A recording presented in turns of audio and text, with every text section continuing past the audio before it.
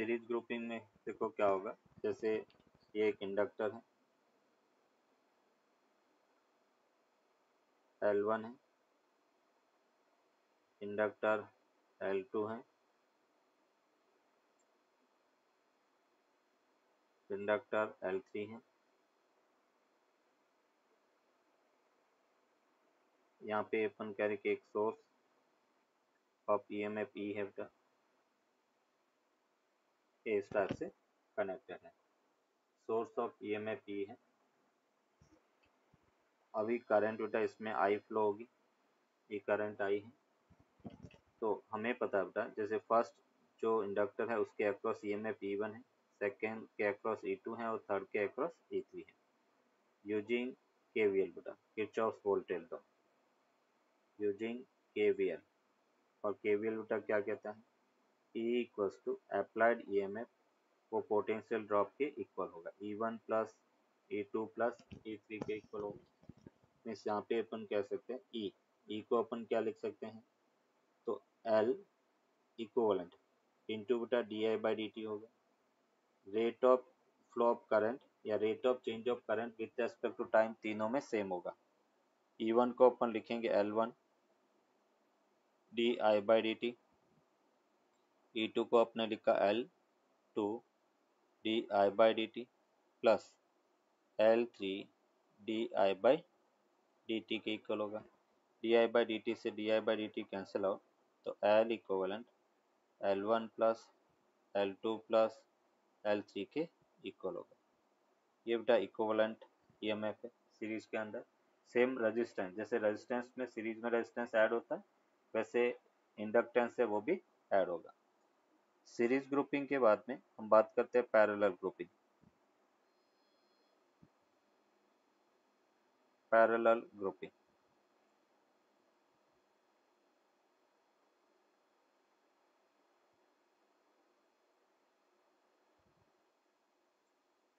And parallel grouping में अपन कहेंगे कि जैसे इस टाइप से, ये एक इंडक्टर है, ये L1 है, ये L2 है,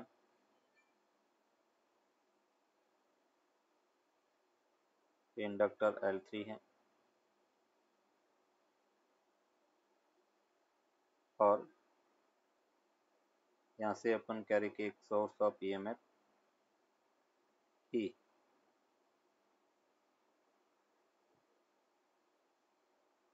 ये जैसे अपन कह रहे कि इसमें करंट I1 है, इसमें करंट I2 है और इसमें करंट I3 के इक्वल। अभी बेटा अपन कह रहे कि using Kirchhoff's current law, using KCL. और केसीएल क्या कहता है, incoming current I that will be equals to outgoing current I1 plus I2 plus I3 के इक्वल होगा। T के रेस्पेक्ट में अगर डिफरेंशिएट करें तो di/dt equals to di1/dt plus di2/dt plus di3/dt होगा। अभी अपन कह रहे कि di/dt di1/dt प्लस di2, इसको बेटा अपन लिख सकते हैं E इक्वलेंट, E ईएमएफ सब में सेम होगा बेटा, तो E अपॉन L इक्वलेंट होगा। इसको बेटा अपन कहेंगे E/L1 plus E/L2 plus E/L3 के इक्वल होगा। मीन्स यहाँ पे अपन कह सकते हैं कि 1/L equivalent equals to 1/L1 plus 1/L2 plus 1/L3 के इक्वल होगा। ये बेटा अपन कह रहे कि इसका इक्विवेलेंट ईएमएफ होगा। अपन कह रहे इक्विवेलेंट फाइंड करना, ये दोनों पैरेलल में है। पैरेलल में क्या होगा बेटा, 0.25 है ना, 0.5/2 L1 L2 अपन L1 प्लस L2, और सभी अपन कह रहे कि अभी सीरीज में हो गया, तो 0.25 plus 0.25 plus 0.5 and that will be equals to 1 henry. Equivalent 1 henry के इक्वल होगा। वन मोर एग्जांपल, ये जैसे अपन कह रहे कि एक इंडक्टर है, ये दूसरा इंडक्टर है, ये तीसरा इंडक्टर है, ये एक कंडक्टिंग वायर है और ये कंडक्टिंग वायर ऐसे है। इसके अक्रॉस बेटा इक्विवेलेंट रेजिस्टेंस, इक्विवेलेंट इंडक्टेंस अपने को फाइंड करना। Find L equivalent. और बेटा इसको भी अपन क्या कहेंगे कि जैसे हमें ये चेक करना है कि सीरीज कौन कौन है और पैरेलल कौन कौन है, तो एक बैटरी लगा लेते हैं। ये जैसे एक हमने बैटरी लगाई, यहाँ का ईएमएफ ई है तो यहाँ का भी ईएमएफ क्या होगा ई, नेगेटिव टर्मिनल का जीरो तो यहाँ का जीरो तो यहाँ का जीरो। देखो इस तीनों इंडक्टर के, ये जैसे अपन कह रहे कि एल है, ये एल है और ये एल है, तीनों इंडक्टेंस इंडक्टर के एक एक टर्मिनल आपस में ई ईएमएफ से कनेक्टेड है और दूसरा टर्मिनल आपस में 0 वोल्ट से कनेक्टेड है, मतलब 0 ईएमएफ से कनेक्टेड है। इसका मतलब हम ये कह सकते हैं कि जो पॉजिटिव पॉजिटिव है वो आपस में कनेक्टेड है, तो इन तीनों को अपन पैरेलल कॉम्बिनेशन मान सकते हैं। जिसका ईएमएफ ई है उनको आपस में कनेक्ट कर लिया और जिनका ईएमएफ 0 है उसको अपने 0 से कनेक्ट कर लिया। ये मैंने 0 से कनेक्ट कर लिया। तो ये बेसिकली कैसे कॉम्बिनेशन है बेटा, पैरेलल कॉम्बिनेशन है। और पैरेलल में एल इक्विवेलेंट सभी इक्वल है तो L/3 के इक्वल होगा। ये इसका इक्विवेलेंट इंडक्टेंस होगा। है ना, अपने को करंट फाइंड करना था और t इक्वल्स टू 0 पर inductor behaves like an open circuit, तो इंडक्टर को ओपन कर दिया। अभी जो ये 6 ओम वाला अपने पास करंट रेजिस्टेंस है, इस रेजिस्टेंस से उसमें से कोई करंट फ्लो नहीं होगी क्योंकि सर्किट कंप्लीट नहीं हो रहा है, तो इसका सर्किट में यहाँ पे कोई काम नहीं है। 2 ओम और 3 ओम दोनों सीरीज में है, तो टोटल इक्विवेलेंट 3 + 2 5 हो गया। बैटरी का ईएमएफ 10 है तो 10/5 मतलब 2 एम्पियर करंट फ्लो होगी। क्लियर बेटा? सर 4 नहीं है, 4 क्यों, रेजिस्टेंस 2 + 3 5 हुआ ना। अच्छा ओनली ये दोनों 6 ये वाला नहीं और है। ये बेटा, ये 6 वाला नहीं है बेटा। 6 वाले का यहाँ पे सर्किट में काम नहीं है क्योंकि उस ब्रांच में से करंट फ्लो ही नहीं हो रहा है। इंडक्टर ने करंट को रोक दिया है और इंडक्टर करंट को रोक रहा है, मतलब इंडक्टर ओपन सर्किट हो गया। तो इंडक्टर को हमने रिमूव कर दिया तो सर्किट एज ओपन की तरह बिहेव करेगा।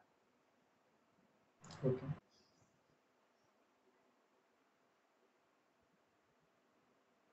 अभी सेकेंड पार्ट में अपन क्या करेंगे, हमें कहा गया है t इक्वल्स टू इन्फिनिटी, और t इक्वल्स टू इन्फिनिटी पे हमने कहा था कि इंडक्टर है एज अ शॉर्ट सर्किट की तरह बिहेव करेगा।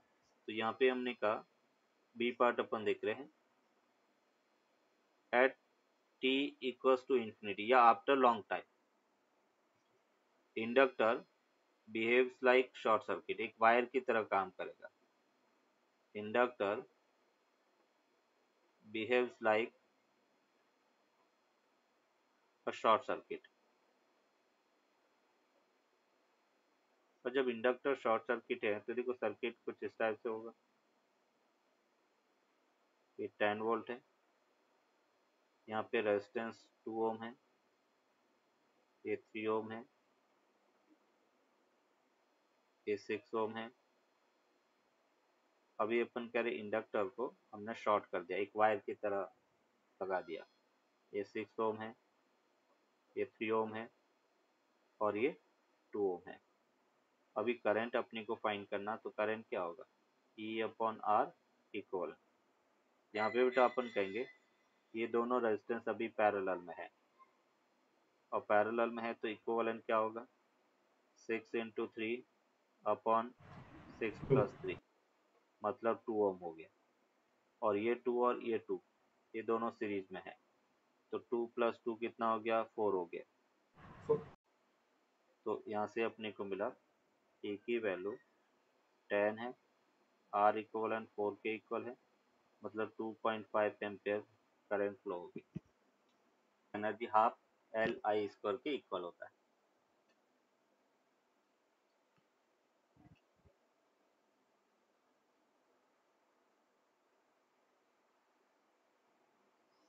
तो करंट डेंसिटी अपने को फाइंड करना है, तो टोटल एनर्जी को in terms of magnetic field intensity. अभी देखो यहाँ पे अपन कह रहे Q इक्वल्स टू, ये हमें मिला हाफ L, हमने लिखा था mu naught N square A upon L, और उसको हमने लिखा B square L square upon mu naught square N square. Means यहाँ से हमें मिलेगा B square upon 2 mu not into AL के इक्वल होगा। अब ये तो टोटल एनर्जी है, हमें एनर्जी डेंसिटी चाहिए, तो एनर्जी डेंसिटी को अपन लिख सकते हैं, एनर्जी डेंसिटी वो होगा टोटल एनर्जी अपॉन वॉल्यूम, और यहाँ से अपन कहेंगे B square upon 2 mu naught, volume का क्या है ए इंटू एल, तो ये एनर्जी डेंसिटी का फॉर्मूला है। Energy density B square by 2 mu naught के इक्वल होगा। An electromagnetic coil has stored 648 of joule of magnetic energy when a current of 9 ampere exists in its coil. What average EMF is induced if the current is reduced to 0 in 0.45 seconds? बोलो क्या होगा इसका answer होगा? U equals to half L I square, L equals to 2 U upon I square, तो यहाँ से 16 Henry मिला। Average EMF minus L delta आई upon delta T, minus 16 into 0 minus final जो करंट है वो 0 माइनस 9 अपॉन 0.45, 320 होगा। जब अपन प्राइमरी कॉइल में करंट फ्लो करवा रहे हैं तो उससे लिंक सेकेंडरी कॉइल जो कोएक्सियल रखी गई है उसमें से अपन कह रहे कि फ्लक्स है वो इंड्यूस होगा। तो बेसिक कंसेप्ट इसके पीछे क्या है, whenever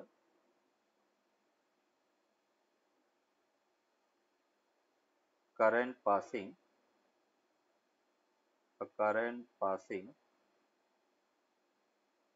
through primary coil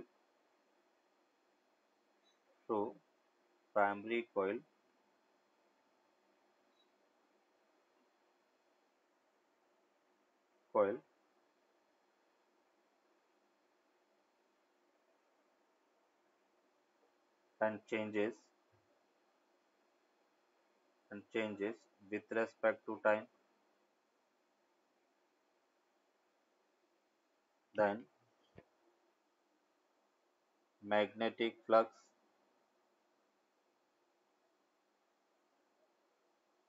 linked with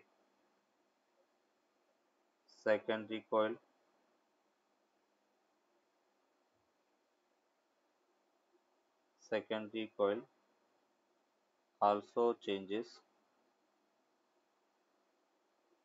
with respect to time according to Lenz's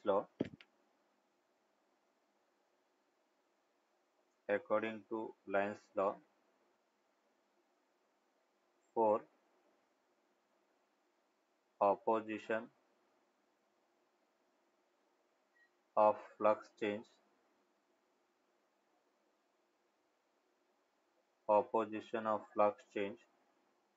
an will induce EMF will induced in secondary coil,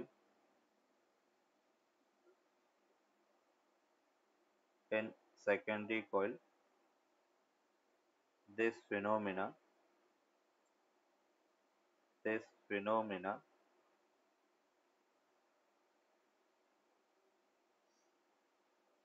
is called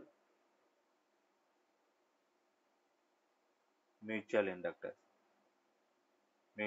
inductance. मतलब प्राइमरी कॉइल में जो फ्लक्स है या टाइम वेरिंग करंट अपन flow करवाएंगे तो उसके कारण secondary coil के अंदर जो लिंक्ड फ्लक्स है वो चेंज होगा, करंट चेंज होगी तो फ्लक्स भी चेंज होगा, और फ्लक्स चेंज होगा तो अपन कह रहे कि उसके कारण सेकेंडरी कॉइल मतलब प्राइमरी कॉइल में करंट के कारण सेकेंडरी कॉइल में ईएमएफ इंड्यूस होता है।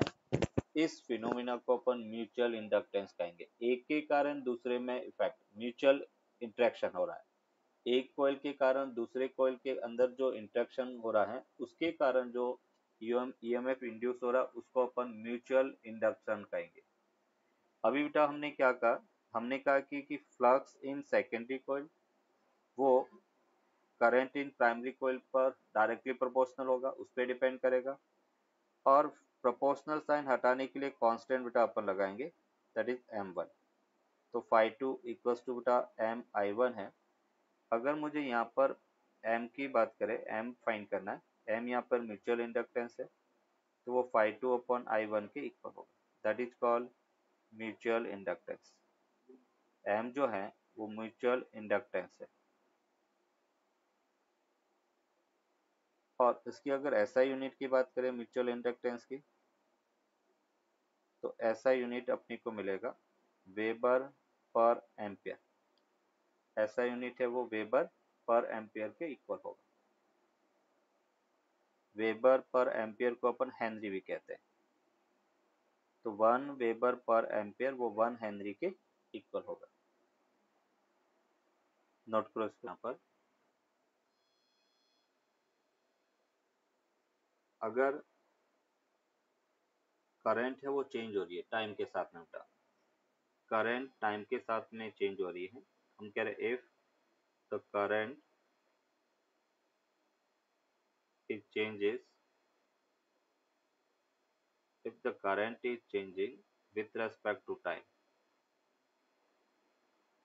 करंट अगर टाइम के साथ में चेंज हो रही है तो उस केस में अपन कहेंगे कि जो ईएमएफ है कि,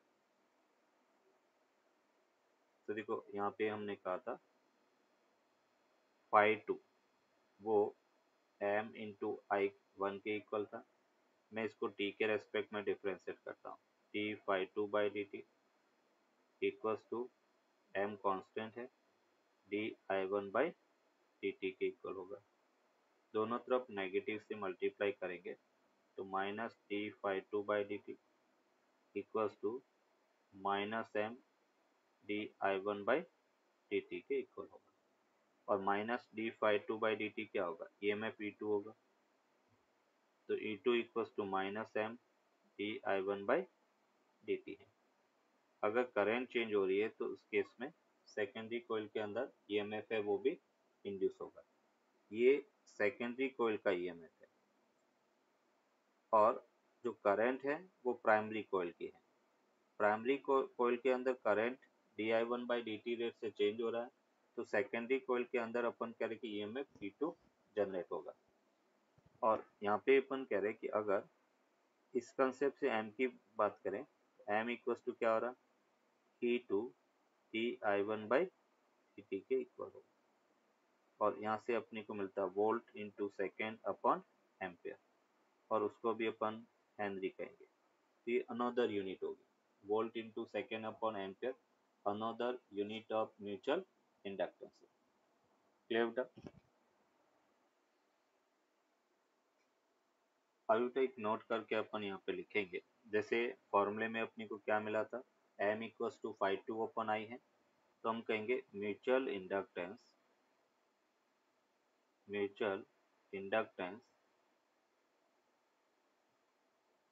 does not depends on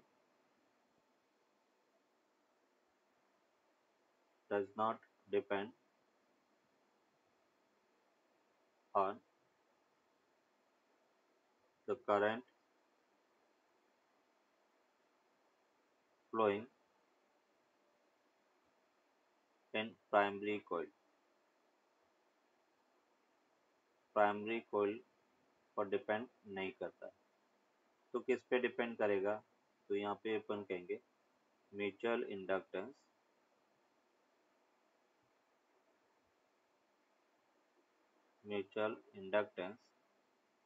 depends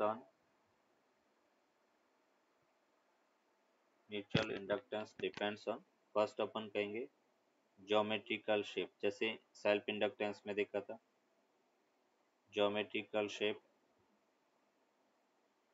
second medium,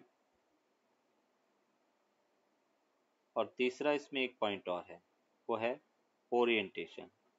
हमने दोनों कॉइल को किस ओरिएंटेशन में रखा है उस पे भी अपन कह रहे कि म्यूचुअल इंडक्टेंस डिपेंड करेगा। कैसे करेगा उसको अपन आगे डिस्कस करेंगे। और कोएक्सियल है, देखो कैसे। ये जैसे अपन कह रहे कि एक सोलेनॉइड है,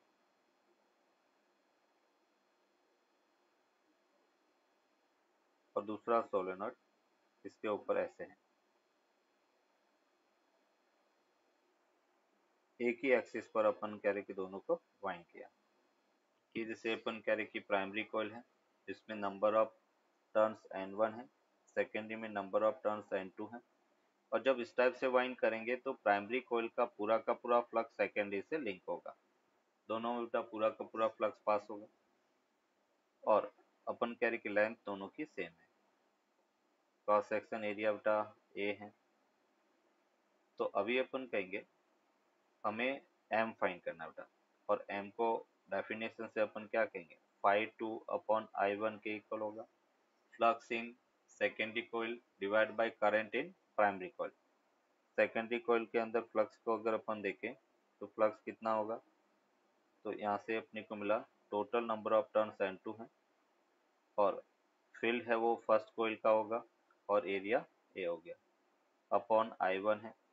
B1 को अपन क्या लिख सकते हैं, B1 को अपने लिखा mu naught N1 upon L into I1। ये वैल्यू अपन रखेंगे तो म्यूचुअल इंडक्टेंस अपने को मिला mu naught N1 N2 A upon L के इक्वल होगा। ये अपन कह रहे किसका म्यूचुअल इंडक्टेंस होगा। दो कोएक्सियल अगर सोलेनॉइड है तो mutual inductance mu naught N1 N2 upon N2 A upon L के इक्वल होगा। म्यूचुअल इंडक्टेंस फाइंड करेंगे। ये जैसे अपन कह रहे कि एक कॉइल है, दूसरी कॉइल कुछ इस टाइप से है। यहाँ पे अपन कह रहे जो बड़ी वाली कॉइल है उसका बेटा रेडियस कैपिटल आर है, छोटी वाली का स्मॉल आर है। ये हमने स्मॉल आर लिया, ये कैपिटल आर, और R is very very greater than small R है। इस दोनों का बेटा अपन कह रहे कि म्यूचुअल इंडक्टेंस फाइंड करना। तो हम क्या करेंगे, जो बड़ी वाली कॉइल है उसमें करंट आई फ्लो करवाया I1, उसके कारण बेटा सेकेंडरी कॉइल के अंदर फ्लक्स फाइंड कर सकते हैं। तो m इक्वल्स टू अपन कहेंगे फाई 2 अपॉन I1। फाई 2 को अपन क्या लिख सकते हैं, तो हमने कहा B1 इंटू बेटा एरिया A2 होगा, अपॉन I1 के इक्वल होगा। B1 को क्या लिख सकते हैं, तो करंट कैरिंग सर्कुलर कॉइल के कारण क्या होता है, mu naught I1 upon 2 capital R. तो A2 को अपन लिख सकते हैं pi into small R square. ये वैल्यू अपन रखेंगे तो म्यूचुअल इंडक्टेंस अपने को मिला mu naught pi into small R square upon 2 capital R के इक्वल होगा। ये म्यूचुअल इंडक्टेंस होगा। दो स्क्वायर लूप है, अंदर वाला जो स्क्वायर लूप है उसकी साइड लेंथ b है, बाहर वाला जो स्मॉल लूप है उसकी साइड लेंथ a के इक्वल है। और हमें कहा गया कि a is very very greater then b है। फाइंड m, इसका म्यूचुअल इंडक्टेंस क्या है वो अपने को फाइंड करना है। फाइंड करो। अपन क्या करेंगे, बड़े वाले लूप में बेटा अपन कह रहे करंट I1 फ्लो करवाए, और उसके कारण जो स्मॉलर लूप है वहां पर अपन फ्लक्स देखेंगे। तो m इक्वल्स टू वो होता है फाई 2 अपॉन I1। फाई 2 के लिए अपन कह सकते हैं B1 एरिया बेटा स्मॉल b स्क्वायर के इक्वल होगा इनटू करंट I1। अभी मुझे b की वैल्यू फाइंड करना। b फाइंड करने के लिए बेटा अपन कह रहे कि ये sir 2√2 mu naught B square by A. कितना मिला बेटा, 2√2 mu naught B square by A. 2√2 mu naught b square by A. Good बेटा, हाँ एक्सीलेंट। एक पाई भी आएगा, पाई ए। हाँ हाँ sorry by. Yes good, excellent. यहाँ से अपन कह रहे कि ये जैसे ये डिस्टेंस बेटा कितना है, a/2 है, तो अपन B1 की बात करेंगे तो B1 क्या होगा, 4 इंटू एक कंडक्टर के कारण field intensity mu naught I1 upon 4 पाई A/2 इंटू बटा 2 साइन 45, साइन 45 की वैल्यू 1/√2। तो यहाँ से हमें मिला 4 से 4 कैंसिल आउट हो गया और ये अपने लिखा। तो यहाँ से बेटा अपन कह रहे कि ये √2 से √2 कैंसिल आउट, तो फाइनली बेटा अपने को मिला 2√2 mu naught I1 upon pi A. ये वैल्यू अपन यहाँ पे रखेंगे तो म्यूचुअल इंडक्टेंस बेटा एम मिला 2√2 म्यू नॉट I1 से I1 cancel out B² upon pi A के इक्वल होगा। ये इसका म्यूचुअल इंडक्टेंस होगा। L2 की बात करें तो L2 क्या होगा, mu naught N2² A upon L के। L1 L2 आ गया बेटा। अभी अपन क्या करते हैं, दोनों को मल्टीप्लाई करते हैं L1 L2। तो देखो क्या मिल रहा है, mu naught N1² A upon L into mu naught N2² A upon L के इक्वल होगा। मीन्स यहाँ से अपने को मिलता है mu naught N1 N2 A upon L और उसका होल स्क्वायर का। तो अभी बेटा L1 L2 क्या मिल रहा है, बेसिकली M² के इक्वल मिल रहा है। L1 L2 that is equals to M² और M को हम लिख सकते हैं रूट L1 L2। तो अगर अपन कह रहे हैं दोनों कोएक्सियल रखी गई है तो उस केस में अपन कह रहे कि म्यूचुअल इंडक्टेंस मैक्सिमम होगा रूट L1 L2 के इक्वल। और इन जनरल बेटा अपन कहेंगे कि म्यूचुअल इंडक्टेंस जो M है वो K रूट L1 L2 के इक्वल होगा। ये बेटा जनरलाइज फॉर्मूला है where K is called coupling factor. K is called coupling factor. Coupling factor. K यहाँ पर coupling factor के इक्वल है। और coupling factor बेसिकली होता क्या है, that is the ratio of flux in secondary coil to flux in primary coil। अगर 100% flux link हो जाता है तो K की वैल्यू 1 हो जाएगा। तो 5S अपॉन 5P इसको अपन कहेंगे flux in secondary coil, flux in secondary coil to flux in primary coil. Primary coil ये एक यूनिटलेस और डायमेंशनलेस क्वांटिटी है और K की value greater than equals to 0 और लेस देन इक्वल्स टू 1 के इक्वल होगा। 0 और 1 के बीच में लाई करता है। कुछ इस टाइप से बेटा अपन कह रहे कि फ्लक्स ये जैसे कोयल है और यहाँ पे अपन कह रहे कि ये कोयल ऐसे है।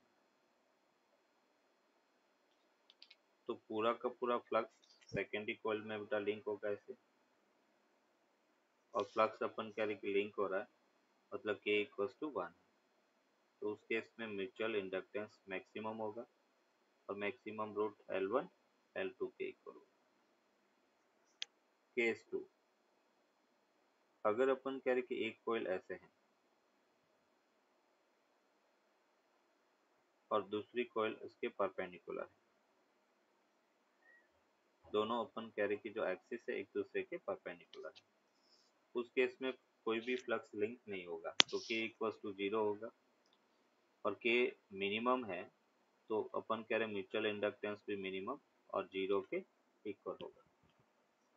अगर इसके बीच में कोई ओरिएंटेशन है केस 3, जैसे अपन कह रहे ये एक कोयल है, अनदर कोयल ऐसे है, किसी एंगल पे है, तो अभी 100% फ्लक्स लिंक नहीं होगा, ये इधर है ये इधर है। उस केस में अपन कह रहे K की वैल्यू ग्रेटर देन 0 और लेस देन 1 होगा। और म्यूचुअल इंडक्टेंस को अपन लिखेंगे के रूट L1 L2 के इक्वल हो। के यहाँ पे क्या है, कपलिंग फैक्टर। देखो इधर जैसे अपन कह रहे हमें ईएमएफ फाइंड करना है सेकेंडरी कॉइल में, तो -m delta I1 by delta t. अभी delta I1 by delta t तो पता है, हमें m की वैल्यू पता नहीं है, तो m को हम लिख सकते हैं mu naught n1 n2 a upon l के इक्वल होगा। म्यू नॉट की वैल्यू कितना है 4 पाई इंटू 10⁻⁻⁷, n1 कितना है 2000, n2 कितना है 300 और एरिया कितना है 1.2 10⁻³ अपॉन l, l कितना है 0.3। तो देखो यहाँ से अपने कितना मिल रहा है, ये 3 इंटू 10⁻³ हेनरी के इक्वल मिलेगा। अब बेटा E2 अपनी को फाइंड करना है, तो m अपनी को मिल गया 3 इंटू 10⁻³ विथ माइनस, और डेल्टा I1 को अपन क्या लिखेंगे, तो करंट रिवर्स हो रही है -2 और ये अपन कह रहे -2 अपॉन 0.25 टोटल टाइम टेकन, और इसको जब अपन सॉल्व करेंगे तो 48 इंटू 10⁻³ वोल्ट, और उसको हम लिख सकते हैं 48 मिली वोल्ट।